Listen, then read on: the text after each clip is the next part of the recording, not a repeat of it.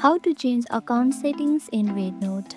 In this tutorial, I'll be showing you how to change account settings in Rednote. For this, open the Rednote app.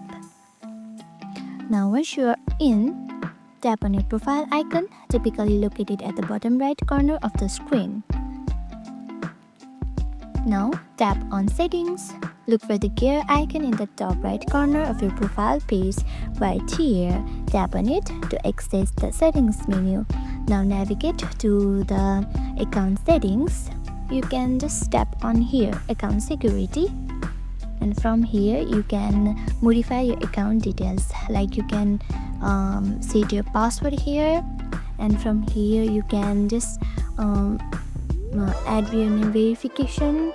You can add your real name right here. You can add your ID number. You can just do many more things from here. Simply you can go back and just go to general, and you can change language from here.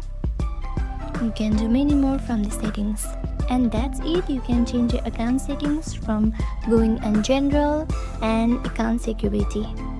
I hope this video helped you out. If it did, don't forget to like and subscribe and hit the notification bell for more video tips and tutorials. Thank you for watching.